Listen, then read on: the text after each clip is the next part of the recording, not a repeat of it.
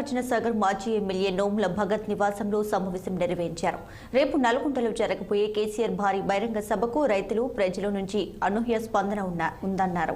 నాగార్జునసాగర్ శ్రీశైలం ప్రాజెక్టులను బీఆర్ఎస్ ప్రభుత్వం 10 ఏళ్లు కాపాడితే కాంగ్రెస్ పార్టీ అధికారంలోకి వచ్చిందన్నారు. ఇక వచ్చే 60 రోజుల్లోనే కాంగ్రెస్ ప్రభుత్వం ప్రాజెక్టును కేంద్ర ప్రభుత్వానికి అప్పజెప్పడం సిగ్గుచేటన్నారు.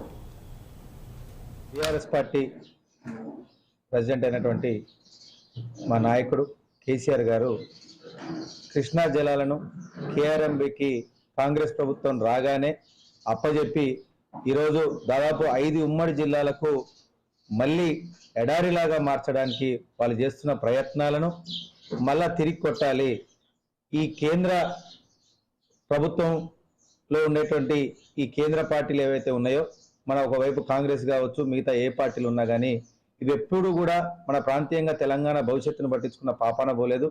నేడు మళ్ళీ వాళ్ళ అధికారంలోకి రాగానే ఈరోజు నల్గొండ జిల్లాలకు సంబంధించి కోదాడ నుంచి హాలియా వరకు 2003లో కేసీఆర్ గారు పాదయాత్ర చేసి ఇక్కడ రైతన్నల కష్టాలు తీరుస్తా, నీళ్ళు ఇస్తా, ఉచిత కరెంట్ ఇస్తా అని ఆ రోజైతే మాట ఇచ్చారో ఆ మాట నిలబెట్టుకొని కూడా నేడు ప్రస్తుతం కేసీఆర్ గారు గడిచినటువంటి 10 ఏళ్లలో దాదాపు 18 పర్యాయాలు ఎడమ కాలాలకు నీళ్ళందించిన పరిస్థితి నుంచి నేడు ఈరోజు కేసీఆర్ గారు ఏదైతే ఇచ్చినటువంటి రైతులకు ఆదుకునే స్థితి నుంచి నేడు వాళ్ళు కాంగ్రెస్ ప్రభుత్వం రాగానే కేఆర్ఎంబీకి అప్పచెప్తే మేము దాన్ని నిలదీస్తే ఒకవైపు రేవంత్ రెడ్డి గారు ఆయన ఇష్టం వచ్చినట్టు కేసీఆర్ గారిని బూతులు తిడుతూ మేము ఏమి ఇయ్యలేదు, ఇట్లాంటిది ఏం జరగలేదు అనుకుంటూనే నేడు అసెంబ్లీలో చూస్తే 2 తీర్మానాలు పెట్టినారు.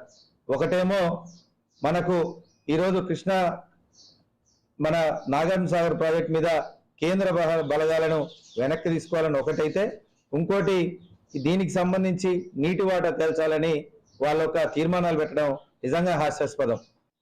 BRS party president